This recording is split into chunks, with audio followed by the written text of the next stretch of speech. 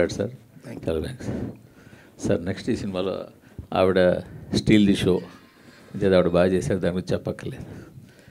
But ఈ cinema మీద నాకున్న అబ్జెక్షన్ మాత్రం చెప్తున్నాను, నా క్వశ్చన్ కాదు.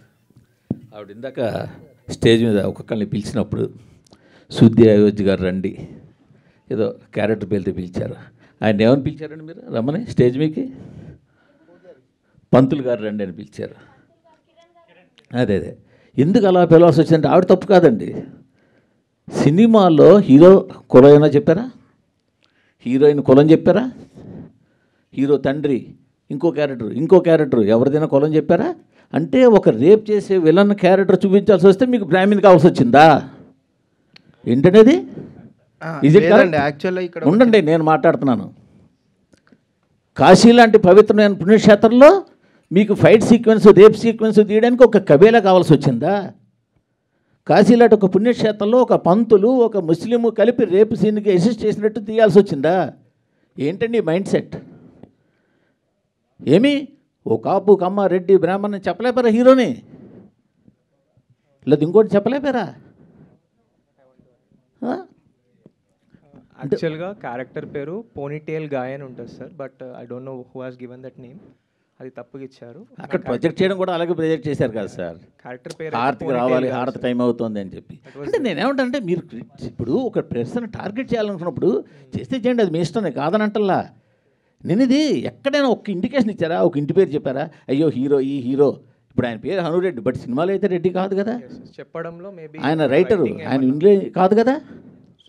ఆవిడ శుద్ధి ఏజ్ ప్రపంచంలో దేనికైనా ఉండొచ్చు. కరెక్టే సార్.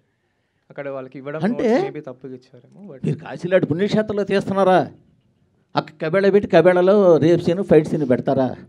అక్కడ యాక్చువల్గా sir there are lot of people are there sir అక్కడ. What we have studied sir. ఇంక మీరు ఎన్ని చెప్పినా అది ఎక్స్క్యూజ్ కాదండి. ఈవెన్ డైరెక్టర్ వస్తే నేను యాక్చువల్గా డైరెక్టర్ ఇది అడగడానికి కోసం వచ్చాను నేను. ఓకే కాదండి, అది ఏంటది? ఇదే తీయండి, ఇంకొక క్యారెక్టర్ ఇంకో క్యాస్ట్ పెట్టి అప్పుడు తెలిసి ఉండేది. సార్ మూర్తి గారు 1 సెకండ్. మా డైరెక్టర్ రైటర్ కాబట్టి ఆయనకి ప్రతిదానికి ఒక బలమైన కారణం ఉంటుందండి. దయచేసి మీరు నిజంగా ఆయన అడిగితేనే బెటర్ అండి. అంటే మీకు లైవ్ అందరూ చూస్తున్నారు, అందరిలోకి వెళ్తుంది, ఆయన చూస్తాడు, ఆయన కారణం చెప్పి ఉండొచ్చు, వేరే సంగతి. బట్ నేనైతే చెప్తున్నాను సార్, 2 అబ్జెక్షన్స్.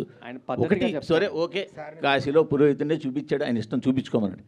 కాశీలో పుణ్యక్షేత్రం అండి, ఆ పుణ్యక్షేత్రంలో ఒక కబేళా చూపించి అంత భారీ కబేళా పెట్టి ఆ కబేళాలో ఒక ముస్లింలు పెట్టి వాళ్ళేమో ఈ పంతులు సపోర్ట్ చేసినట్టు ఏంటండి? ఏం చెప్పదలుచుకున్నారు ఇండైరెక్ట్గా మీరు?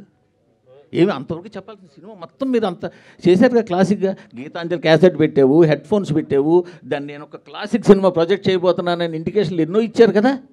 వాటి గురించి నేనేం అనలేదే. సో ఇప్పుడు ఆయన ఫోటోగ్రఫీ అద్భుతంగా తీశారే, నేను కాదనలేదే. బ్యాక్గ్రౌండ్ స్కోర్ ఎక్సలెంట్గా చేశారే, బాగుందనలేదే. అది కరెక్ట్ కాదు, అది నేను చెప్పేది.